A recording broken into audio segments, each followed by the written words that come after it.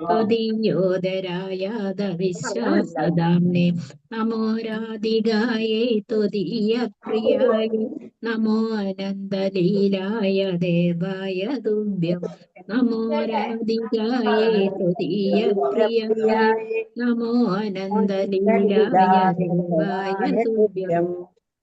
ഹരേ കൃഷ്ണ സച്ചിദാനന്ദരൂപം സത്കുണ്ടലേ ഹരേ കൃഷ്ണ കൃഷ്ണ കൃഷ്ണ ഹരേ ഹരേ ഹരേ രാമ രാമ രാമ ഹരേ ഹരേ. ഹരേ കൃഷ്ണ. ഹരേ കൃഷ്ണ മാതാജി. പ്രണാമ മാതാജി. മാതാജി വന്നിട്ടുണ്ട്.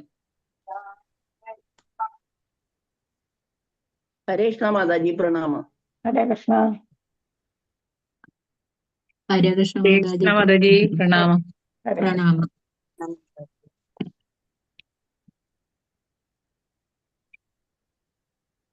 ഓം നമോ ഭഗവതേ വാസുദേവായ. ഓം നമോ ഭഗവതേ വാസുദേവായ. ഓം നമോ ഭഗവതേ വാസുദേവായ.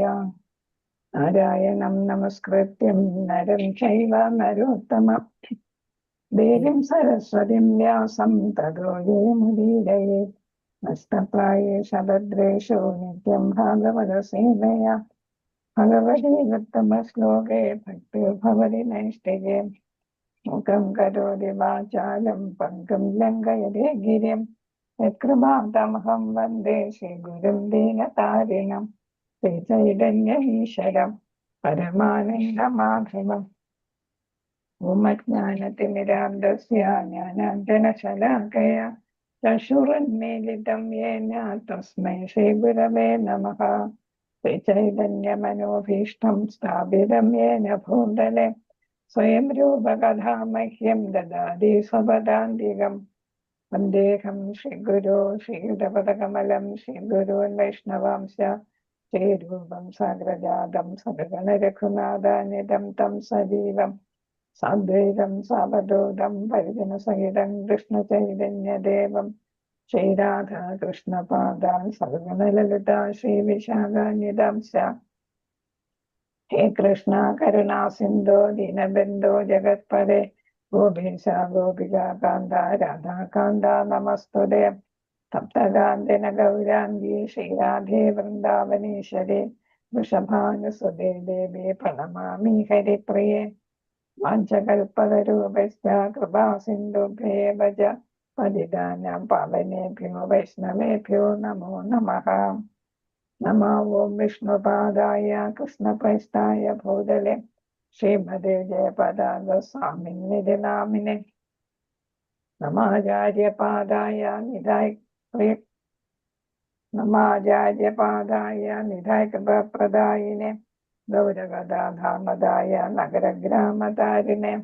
നമോ ഓം വിഷ്ണുപാദായ കൃഷ്ണപ്രേഷ്ഠായ ഭൂതലേ ശ്രീമതേ ഭക്തിവേദാന്ത സ്വാമിന്നിധി നാമിനെ. നമസ്തേ സരസ്വതേ ദേവേ ഗൗരവാണി പ്രചാരിണെ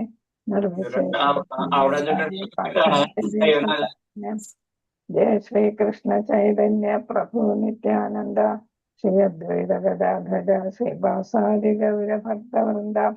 ഹരേ കൃഷ്ണ കൃഷ്ണ കൃഷ്ണ ഹരേ ഹരേ. ഹരേ രാമ രാമ രാമ ഹരേ ഹരേ. ഹരേ കൃഷ്ണ കൃഷ്ണ കൃഷ്ണ ഹരേ ഹരേ. ഹരേ രാമ രാമ രാമ ഹരേ ഹരേ. ഹരേ കൃഷ്ണ കൃഷ്ണ കൃഷ്ണ ഹരേ ഹരേ. ഹരേ രാമ രാമ രാമ ഹരേ ഹരേ.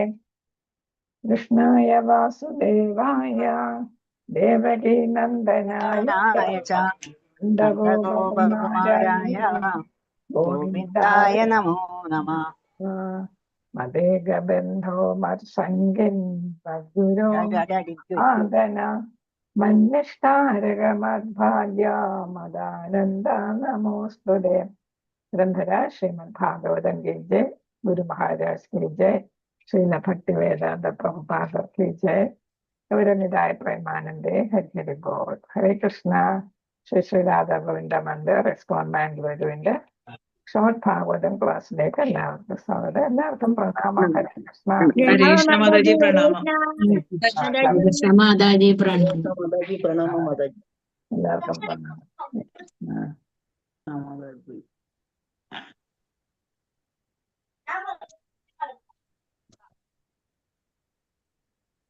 ഹരേ കൃഷ്ണ. നമ്മളിപ്പോ ഇന്നൊരു 37ാമത്തെ ശ്ലോകമാണ് നമുക്ക് ഇന്ന് പഠിക്കേണ്ടത് അല്ലേ. അപ്പൊ 36ാമത്തെ ശ്ലോകത്തില് നമ്മൾ ഭഗവാന്റെ കുറച്ച് ഗുണങ്ങളാണ് പഠിച്ചത് അല്ലേ. ഭഗവാന്റെ ഗുണങ്ങൾ: അമോഘ ലീല, സൃഷ്ടി സംഹാരം നടത്തുന്നു, പിന്നെ ഏതാണ്, സർവരുടെയും ഹൃദയത്തിൽ വസിക്കുന്നു, നിത്യസ്വതന്ത്രനാണ് അല്ലെ, വിഭൂതികളുണ്ട്, ഷഡ് ഇന്ദ്രിയങ്ങളുണ്ട് അല്ലെ. ഇതൊക്കെയാണ്. പിന്നെ വർണ്ണിക്കാൻ അനന്തന് പോലെ സാധ്യമല്ല എന്നാണ് അല്ലെ. 1000 നാവുള്ള അനന്തന് പോലും വർണ്ണിക്കാനായിട്ട് സാധ്യമല്ലാത്ത തരത്തില് ഭഗവാന്റെ ശക്തികളും വിഭൂതികളും എല്ലാം ധാരാളമായിട്ടുണ്ട്. 6 എടുത്ത് പറഞ്ഞതേ ഉള്ളൂ അല്ലെ, മറ്റുള്ളവരില്ലാത്ത 6. അപ്പൊ 37ാമത്തെ ശ്ലോകം: നചാസ്യ കശ്ചിത് നിപുണേന ധാതു അവൈരിജന്തോ കുമനീഷൗദിഹി നാമാനി രൂപാണി മനോ വജോഭിർ സന്ദന്യതോ നടശര്യം ഇവാജ്ഞഃ. നചാസ്യ കശ്ചിത്, കശ്ചിത് എന്നാണ്, ചിലര് കഞ്ചിത് എന്ന് വായിക്കും, കശ്ചിത് എന്നാണ്. നചാസ്യ ചായും ചായും കൂടെയാണ്. കശ്ചിത് നിപുണേന ധാതു അവൈരിജന്തു കുമനീഷൗദിഹി നാമാനി രൂപാണി മനോവജോഭിർ സന്ദന്യതോ നടചര്യം ഇവാഞ്ജഹേ ഇവാഞ്ജഹ. സന്ദന്യതോ നടചര്യം ഇവാഞ്ജഹ. നചാസ്യ കശ്ചിത് നിപുണേന ധാതു അവൈരിജന്തു കുമനീഷൗദിഹി നാമാനി രൂപാണി മനോവജോഭിർ സന്ദന്യതോ നടചര്യം ഇവാഞ്ജഹ. ഹരേ കൃഷ്ണ. ആരെങ്കിലും വായിച്ചോളൂ. ഹരേ കൃഷ്ണ. നചാസ്യ കശ്ചിൻ നിപുണേന ധാതുരൈവതി ജന്തു കുമനീഷ ഊദിഹി നാമാനി രൂപാണി മനോവജോഭി സന്ധ്വന്യതോ നടചര്യാമിവാഞ്ജഃ.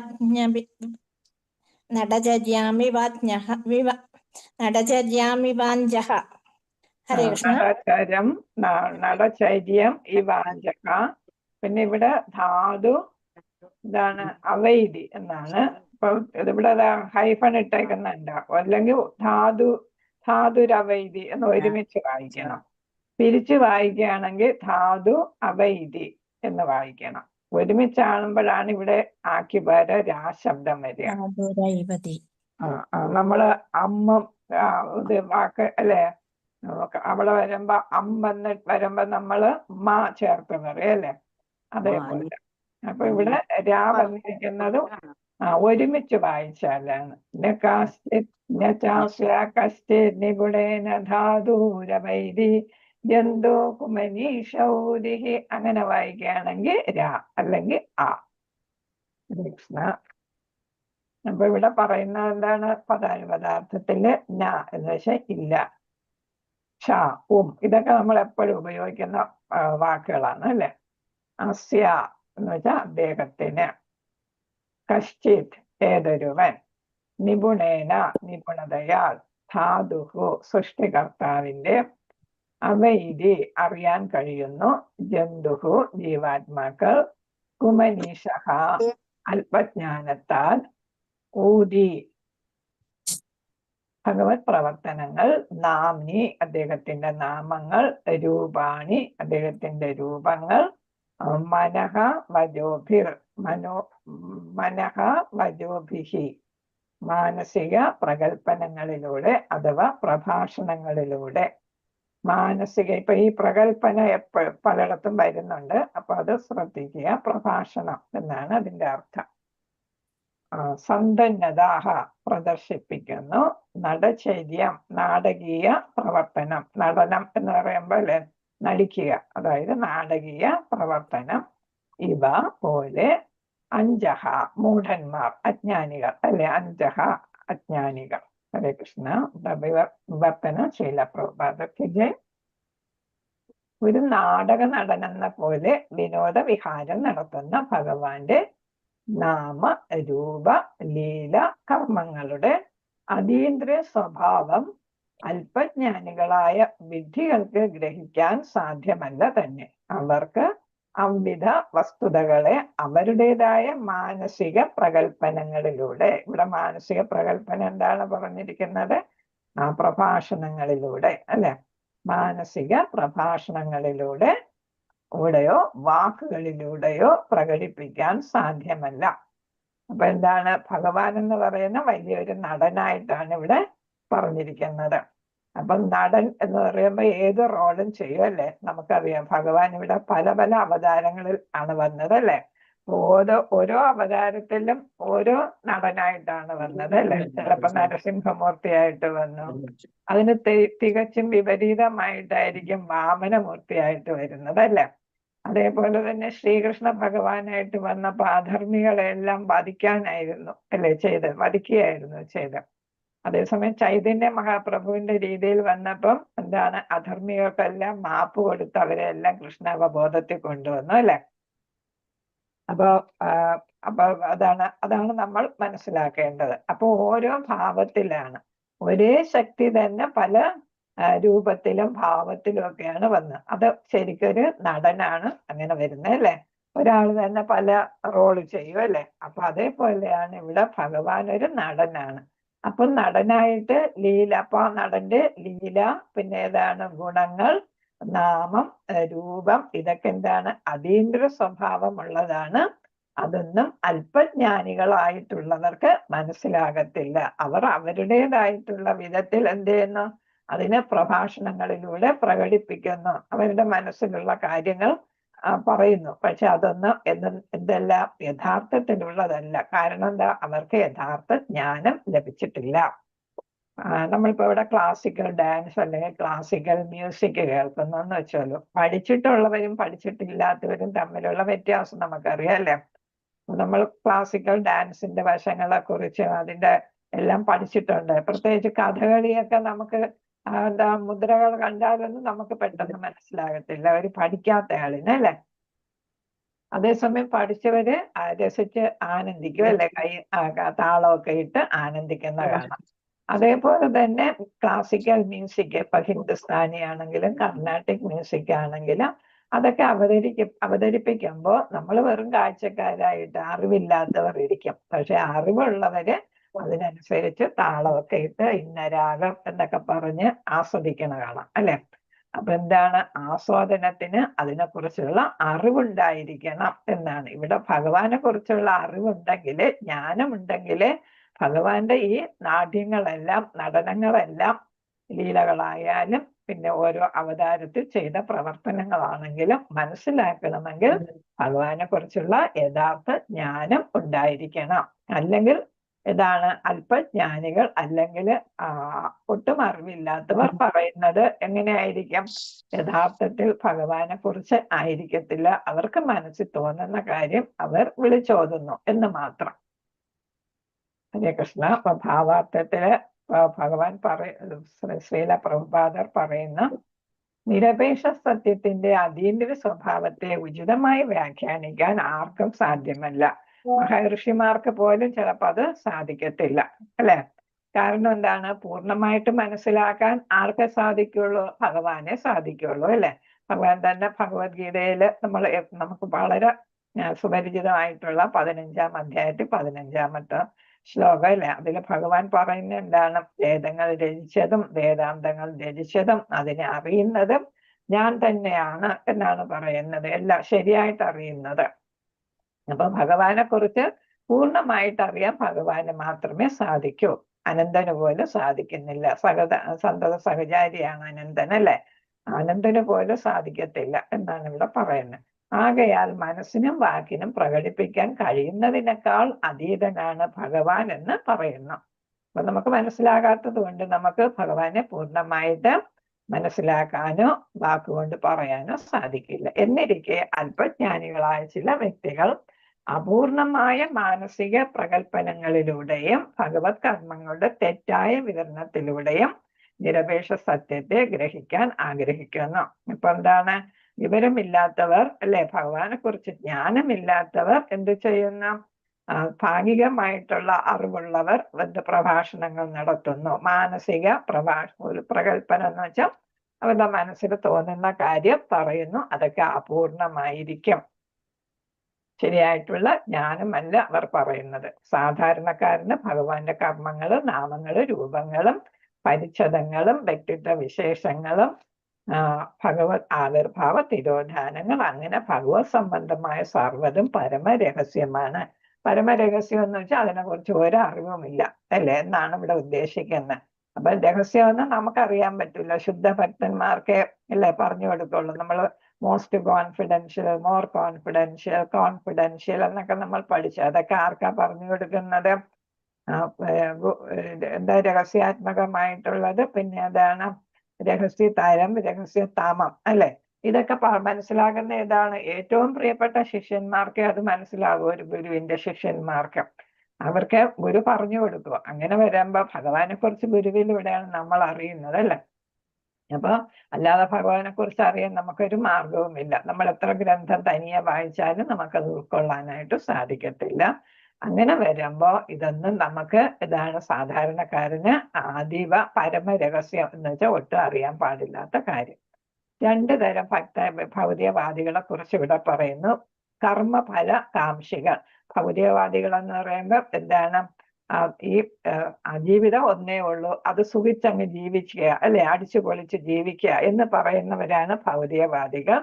അവര് പറയുന്ന എന്താണ്? അതിലൊരു പ്രധാനപ്പെട്ടവരാണ് ചാർവകന്മാർ എന്ന് പറയുന്നത്. ചാർവകന്മാർ അവർ പറയുന്നത് ഈ ശരീരം പഞ്ചഭൂതങ്ങൾ കൊണ്ട് നിർമ്മിച്ചു. നമ്മൾ ശരീരം മരണമടയുമ്പോൾ ആത്മാവിനെ കുറിച്ച് പറയുന്നില്ല. ശരീരം ഏതാണ്? മരണമടയുമ്പോൾ അത് ഈ 5 ഭൂതങ്ങളോടൊപ്പം ചേരും. ഒറിജിനൽ ഭൂതങ്ങളോടൊപ്പം പഞ്ചഭൂതങ്ങൾ ചേരും. മണ്ണിനോട് നമ്മൾ അത് പറയും അല്ലെ, എല്ലാവരും മണ്ണിലോ ചേരുമെന്നൊക്കെ നമ്മൾ പറയും. ഇപ്പം ജലം ജലത്തോട്, അഗ്നിയോട്, വായുവോട്, ആകാശം അങ്ങനെ ചേരുന്നു. അപ്പൊ ഒന്നും അവശേഷിക്കുന്നില്ല എന്നാണ്. അപ്പം ജീവിക്കുമ്പോൾ അടിച്ചു പൊളിച്ച് ജീവിക്കുക എന്നാണ് പറയുന്നത്. അപ്പൊ എന്താണ്? കർമ്മഫലകാംക്ഷികളാണ്. നമുക്ക് അവരെ അതിൽ കൂട്ടാം. കർമ്മഫലം ആഗ്രഹിച്ചുകൊണ്ട് കർമ്മങ്ങൾ ചെയ്യുന്നവർ ഭൗതികവാദികളാണ്. പിന്നെ ഒന്ന് പ്രായോഗിക ദാർശനികരാണ്, ഫിലോസഫേഴ്സ് ആണ്. അവര് പ്രായോഗികമായിട്ട് ഉള്ള ദർശനം പറയുന്നു. കാരണം അതെന്ന് വെച്ചാൽ എന്താ? ആദ്യം അവർ ഫലകാംക്ഷികളായിരിക്കും. പിന്നീട് എന്താണ്? ഇതെല്ലാം ജീവിതം മടുക്കുമ്പോൾ എന്ത് ചെയ്യും? അവർ ഭഗവാന്റെ കാര്യങ്ങൾ, നിരപേക്ഷ സത്യത്തിലേക്ക് ശ്രദ്ധ തിരിക്കും എന്നാണ് ഇവിടെ പറയുന്നത്. ആദ്യം ഫലോദിഷ്ട കർമ്മങ്ങളിലായിരിക്കും അവർ ശ്രദ്ധ കേന്ദ്രീകരിക്കുക. പിന്നെ ജീവിതം കുറച്ച് മടുക്കുമ്പോഴും എന്താണ്? ചിലർക്ക് പണം കൂടുതൽ വരുമ്പോ എല്ലാം മടുപ്പ് വരും അല്ലേ. ഇനി എന്താ എന്നുള്ള ഒരു തോന്നൽ വരുമ്പോൾ അവരെന്ത് ചെയ്യുന്നു? ഭഗവാനിലേക്ക് തിരിയും. നിരപേക്ഷ സത്യത്തെ കുറിച്ച്, അബ്സല്യൂട്ട് ട്രൂത്തിനെ കുറിച്ച് മനസ്സിലാക്കാനായിട്ട് ശ്രമിക്കാം. കുട്ടികൾക്ക് ഇന്ദ്രജാലക്കാരന്റെ ഇന്ദ്രജാല പ്രകടനം വിസ്മിതം എന്ന പോലെ ഈ അഖില വ്യക്തികൾക്കും നിരപേക്ഷ സത്യം നിഗൂഢമാണ് അല്ലെ. അപ്പം മാജിക് കണ്ട കുട്ടികൾക്ക്, പഠിച്ചിട്ടില്ലാത്തവർക്ക് അത് മനസ്സിലാകത്തില്ല. അവർക്കെല്ലാം അത്ഭുതമായിട്ട് തോന്നും. അതുപോലെ തന്നെയാണ് നിരപേക്ഷ സത്യത്തെ കുറിച്ച് ആർക്കാണ്? ഈ പ്രായോഗിക ദാർശനികർക്കും അങ്ങനെയാണ്. അപ്പൊ അവർ ഭഗവാനിലോട്ട് ശ്രദ്ധ തിരിച്ചാലും അവർക്കൊന്നും മനസ്സിലാകത്തില്ല. അതാണ് നമ്മൾ പറയുന്നത്. ചെറുതായിരിക്കുമ്പോഴേ നമ്മൾ കുട്ടികളെ ഭഗവാനെ കുറിച്ച് പഠിപ്പിച്ചു കൊടുക്കണം, മനസ്സിലാക്കി കൊടുക്കണം എന്ന് പറയുന്നത്. നമുക്ക് ഇപ്പോഴേ വരാൻ പറ്റുള്ളൂ എങ്കിൽ തന്നെ നമ്മൾ അത് ശ്രദ്ധിക്കണം എന്ന് പറയുന്നത്.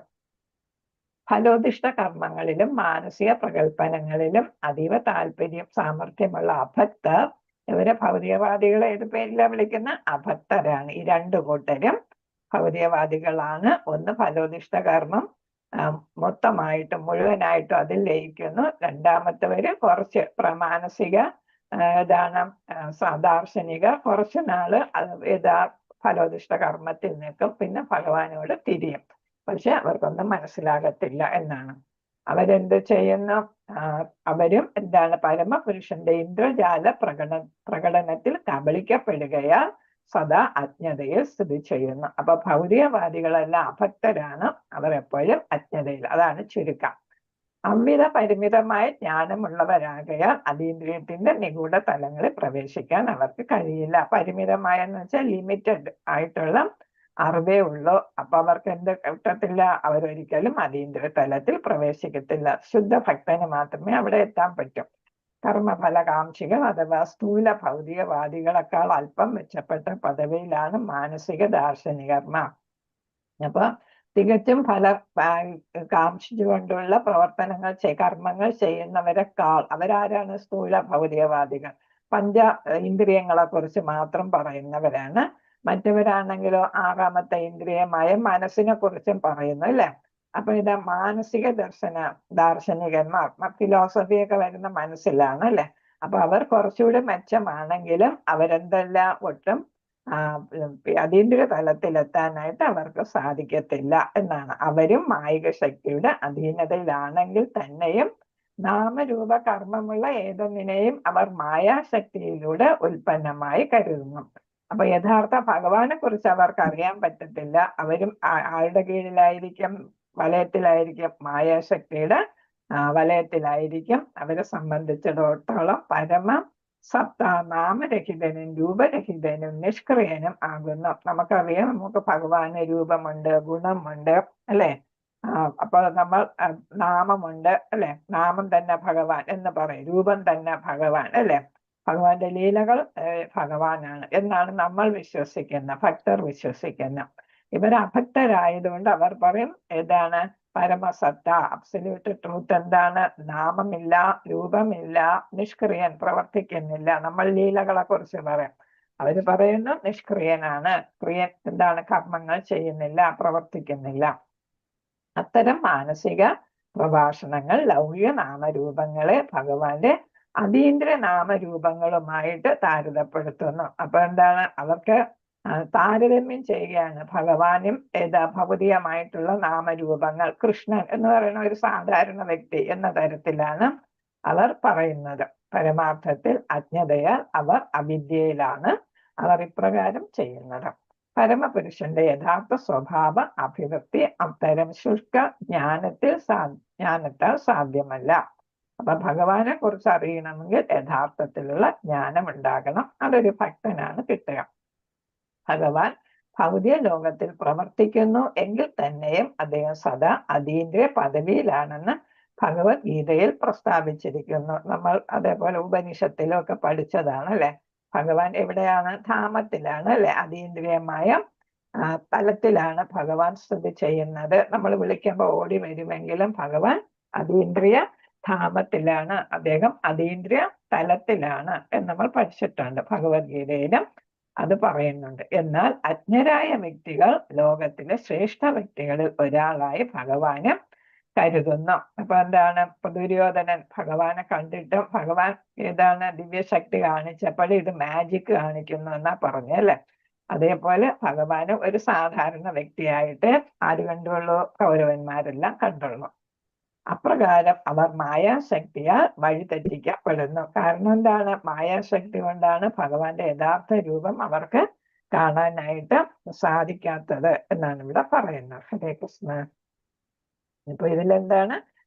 ഭഗവാനെ അറിയണമെങ്കിൽ എന്ത് വേണം? യഥാർത്ഥത്തിലുള്ള ജ്ഞാനം വേണം. ആ യഥാർത്ഥത്തിലുള്ള ജ്ഞാനം ഭക്തർക്ക് മാത്രമേ ലഭിക്കുകയുള്ളൂ. രണ്ടു തരം അഭക്തരെ കുറിച്ച് പറഞ്ഞു. ഒന്നെന്താണ്? ഫലകാംക്ഷികളായിട്ടുള്ള ഭൗതികവാദികൾ. രണ്ടാമത്തത് എന്താണ്? മാനസികമായിട്ടുള്ള ദാർശനികർ, അല്ലെ? രണ്ടു പേർക്കും യഥാർത്ഥത്തിലുള്ള ജ്ഞാനം ഇല്ല.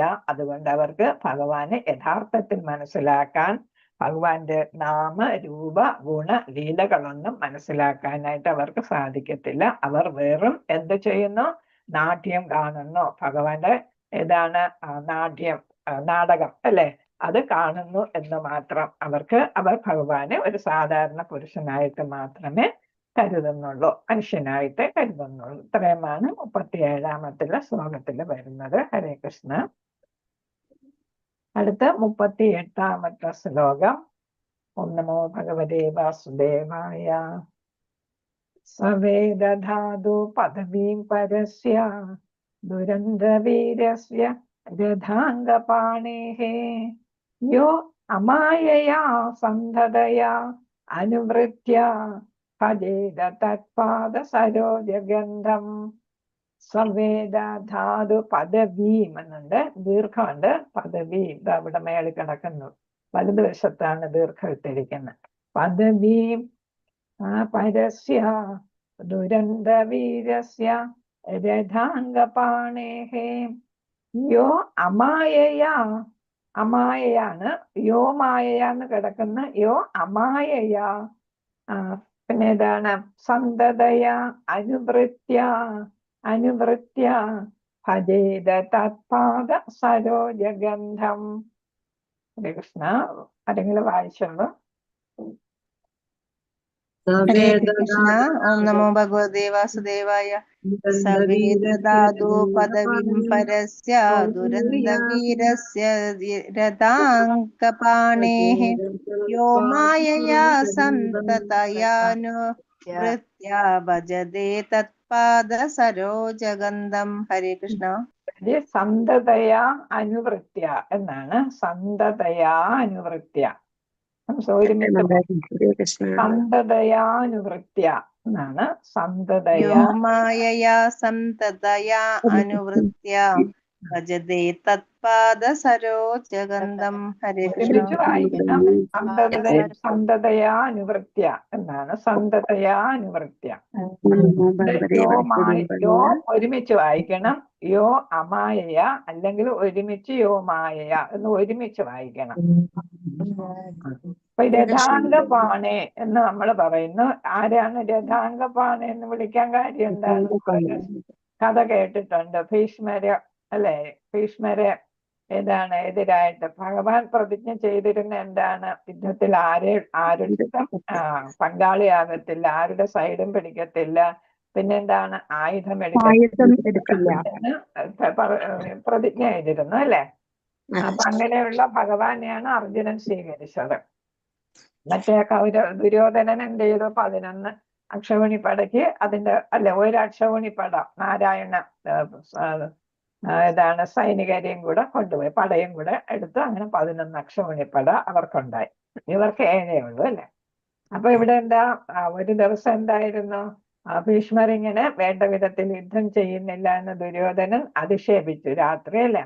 അധിക്ഷേപിച്ചപ്പോ അതൊരു ക്ഷത്രിയന് യോജിച്ചതല്ല, പറഞ്ഞ ആളിനും നല്ലതല്ല. ഒരു യുദ്ധവീരനെ കുറിച്ചാണ് പറയുന്നത് അല്ലെ. അപ്പൊ അങ്ങനെ വന്നപ്പോ ഞാൻ നാളെ ശരിയായിട്ട് എല്ലാ ആയുധങ്ങളും ഉപയോഗിച്ച് പാണ്ഡവരെ എല്ലാം വധിക്കും എന്ന് പ്രതിജ്ഞ ചെയ്യുകയുണ്ടായി രാത്രി. അപ്പൊ അത് ആര് മനസ്സിലാക്കുന്നു?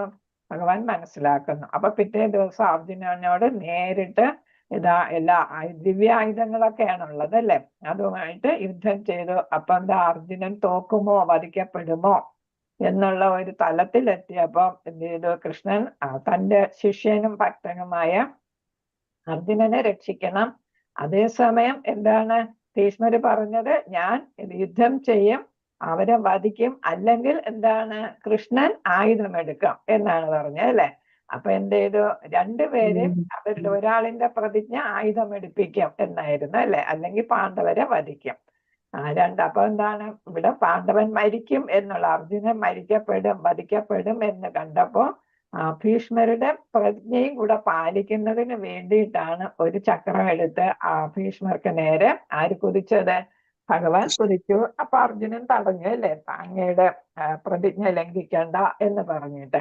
അപ്പൊ അവിടെ ഭക്തനോടുള്ള വാത്സല്യം, 2 തരം ഭക്തനോടുള്ള വാത്സല്യം, 2 ഭക്തന്മാരെയും അവരോടുള്ള വാത്സല്യം, കരുണയാണ് ഇവിടെ ഭഗവാൻ അവിടെ കാണിച്ചത്. അതുകൊണ്ടാണ് അദ്ദേഹം രഥ അംഗപാണേ എന്ന് പറഞ്ഞത്. അപ്പൊ രഥചക്രം കരങ്ങളിലേന്തിയ ശ്രീകൃഷ്ണ ഭഗവാൻ എന്ന് പറയുന്നു. സഹ അദ്ദേഹം ഏകനായി വേദ അറിയാൻ കഴിയുന്നു, ധാതുഹു സൃഷ്ടികർത്താവിന്റെ പദവി മാഹാത്മ്യങ്ങൾ പരസ്യ അതീന്ദ്രിയത്തെ സംബന്ധിച്ച് ദുരന്ത വീരസ്യ മഹാശക്തിമത്തായ രഥ അംഗപാണേ രഥചക്രം കരങ്ങളിലേന്തിയ ശ്രീകൃഷ്ണ ഭഗവാന്റെ ആരൊരുവൻ അമായയ പരിരക്ഷിച്ച് സൂക്ഷിക്കാതെ സന്തതയ ഇടവേളകളില്ലാതെ അനുവൃത്തയ അനുകൂലമായി ഭജേത സേവനം അർപ്പിക്കുന്നു തത്പാദ അദ്ദേഹത്തിന്റെ പാദാംബുജങ്ങളിൽ സരോജഗന്ധം കമല സുഗന്ധത്താൽ. ഇവിടെ എല്ലാം ഭഗവാന്റെ എന്താണ് ചെയ്യുന്നത്? ഭഗവാന്റെ ഗുണങ്ങൾ തന്നെയാണ് പറയുന്നത്. ഇവിടെ ഭഗവാൻ നമ്മൾ 38ാമത്തെ ശ്ലോകത്തില് ഇവിടെ പറയുന്നത് ഒരു ശുദ്ധ ഭക്തന് മാത്രമേ ഭഗവാനെ മനസ്സിലാക്കാനായിട്ട് സാധിക്കൂ. ആ ശുദ്ധ ഭക്തൻ എന്തൊക്കെ ചെയ്യും എന്നാണ് ഇവിടെ പറയുന്നത്. അപ്പൊ ശുദ്ധ ഭക്തൻ അതീന്ദ്രിയ പദവിയിലാണ് ഭഗവാൻ എന്നതുകൊണ്ട് ശുദ്ധ ഭക്തന് എത്തണം, അതീന്ദ്രിയ പദവിയിൽ എത്തേണ്ടതുണ്ട്. അപ്പൊ അദ്ദേഹത്തിന് എന്താണ്? ആദിശക്തനായ ഭഗവാനെ അറിയുക. പിന്നെ ഏതാണ്? അമായയ എന്നാണ് സമർപ്പിതനായിട്ട്, സന്തതയ പിന്നെ ഏതാ? അൺഇന്ററപ്റ്റഡ് ആരും പിന്നെ ഏതാണ്? തുടർച്ചയായിട്ടുള്ള അല്ലെ? അതുപോലെ തന്നെ അനുവർത്തയ എന്ന് വെച്ചാൽ അനുകൂലമായ.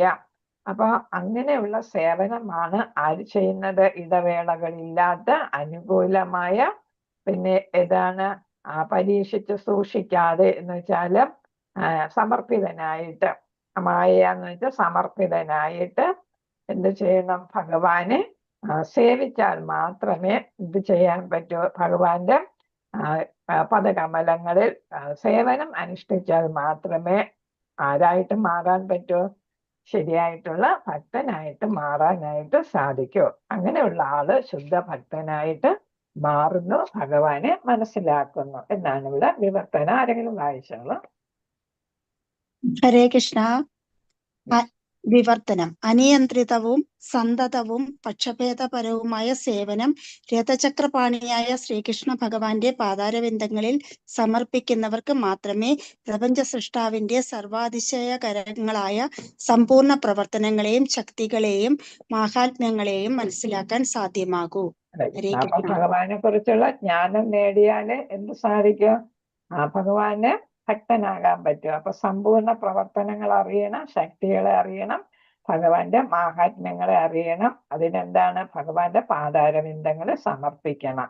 എങ്ങനത്തെ സമർപ്പണം? അനിയന്ത്രിതം എന്ന് വെച്ചാൽ ലിമിറ്റ് ഇല്ലാതെ, സന്തതം എപ്പോഴും, പക്ഷഭേദപരവുമായ എന്ന് വെച്ചാൽ അതൊരു സമർപ്പണ സേവനമായിട്ടാണ് രഥചക്രപാണിയായ ശ്രീകൃഷ്ണൻ. അപ്പൊ അങ്ങനെയുള്ളവർക്ക് ഭഗവാനെ നന്നായിട്ട് അറിയുന്ന അവർക്ക് എന്ത് ചെയ്യാൻ സാധിക്കാം? ഭഗവാന് സമർപ്പിതനാകാനായിട്ട് സാധിക്കാം. ഭാവാർത്ഥം ശ്രീല പ്രഭുപാദത്തിലെ കർമ്മഫല പ്രവർത്തനങ്ങളിൽ നിന്നും മാനസിക പ്രകൽപ്പനങ്ങളിൽ നിന്നും പൂർണ്ണമായിട്ട് സ്വതന്ത്രമാക്കപ്പെടുകയാ ശുദ്ധ ഭക്തർക്ക് മാത്രമേ ശ്രീകൃഷ്ണ ഭഗവാന്റെ അതീന്ദ്രിയ നാമരൂപ കർമ്മങ്ങളെ ഗ്രഹിക്കാൻ സാധിക്കൂ. നമ്മൾ പറഞ്ഞു കഴിഞ്ഞ കാര്യമല്ലേ?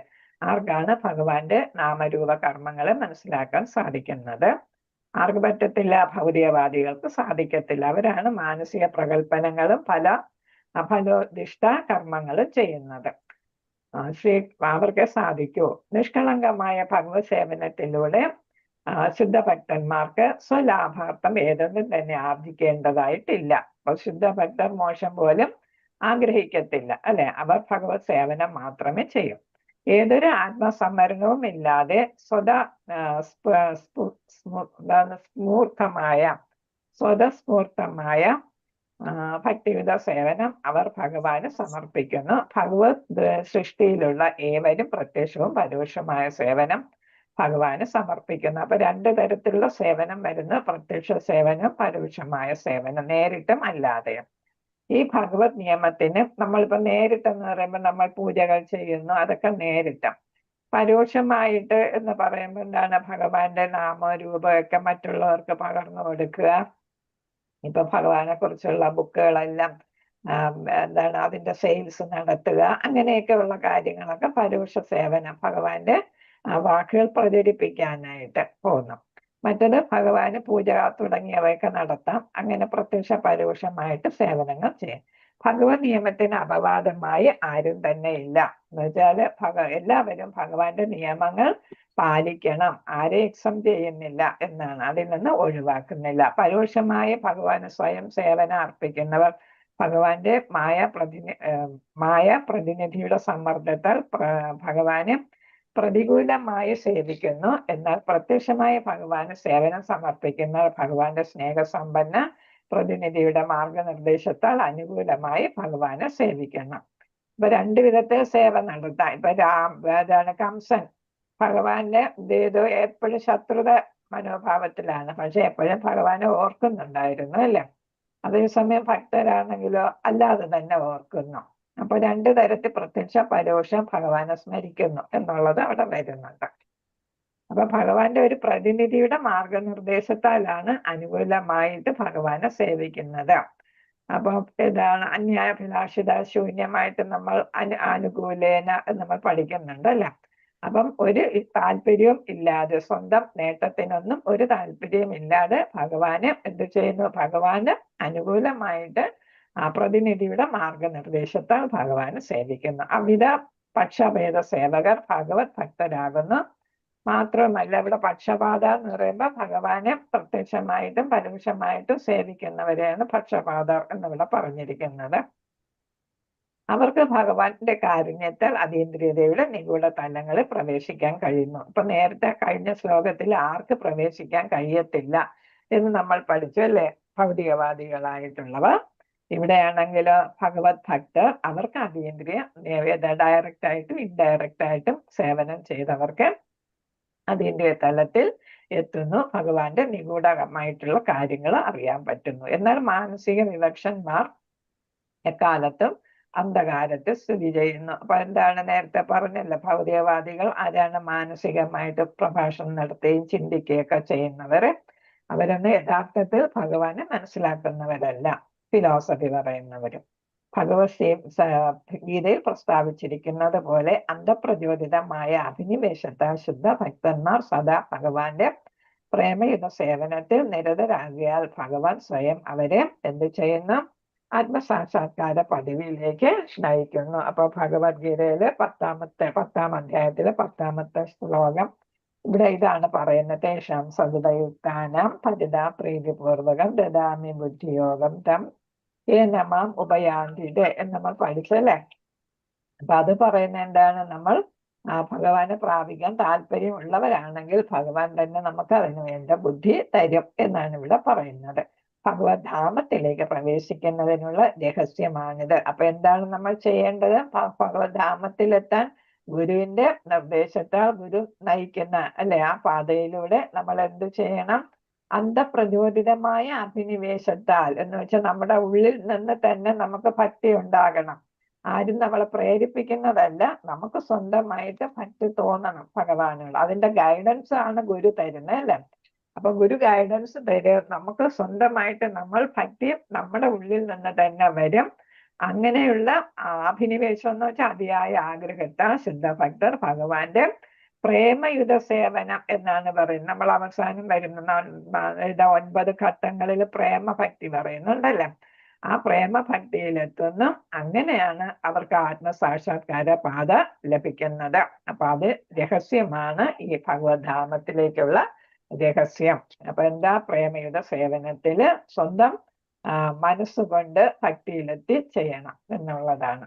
സത്കർമ്മങ്ങളും പ്രകൽപ്പനങ്ങളും ഭഗവത് ധാമത്തിലേക്ക് പ്രവേശിക്കുന്നതിന് യോഗ്യതകളല്ല. ഇതാണ് സത്കർമ്മങ്ങൾ, നമ്മൾ ചാരിറ്റി അങ്ങനെ തുടങ്ങിയ കാര്യങ്ങൾ, അതിലൊക്കെ എന്ത് കാണും? ഫലം ഉദ്ദേശിച്ചായിരിക്കും നമ്മൾ ചാരിറ്റി കൊടുക്കുന്നത്. 5 പേര് അറിയണം, അല്ലെങ്കിൽ അങ്ങനെയുള്ള കാര്യങ്ങൾ, നമുക്ക് ഏതാണ് കീർത്തി വേണം എന്നൊക്കെയുള്ള കാര്യങ്ങൾ കൊണ്ടാണ് നമ്മൾ ചാരിറ്റി ചെയ്യുന്നതെന്നാണ് പറയുന്നത്. എന്താണെങ്കിലും അതിൽ നിന്ന് നമ്മൾ ഫലം ഇച്ഛിക്കുമെന്നാണ്. അതുകൊണ്ട് ആ ചാരിറ്റിയും അതേപോലെ ഏതാണ് മാനസിക പ്രകൽപ്പനങ്ങളും ഫിലോസഫി എന്നും പറഞ്ഞ് നമുക്ക് ഭഗവത് ധാമത്തിലേക്ക് എത്താനായിട്ട് സാധിക്കത്തില്ല. വാഞ്ചകൽപത രൂപസ്യ കൃപാ സിന്ധുഭേവജ പതിതാന പാവനേഭ്യോ വൈഷ്ണവേഭ്യോ നമോ നമഃ.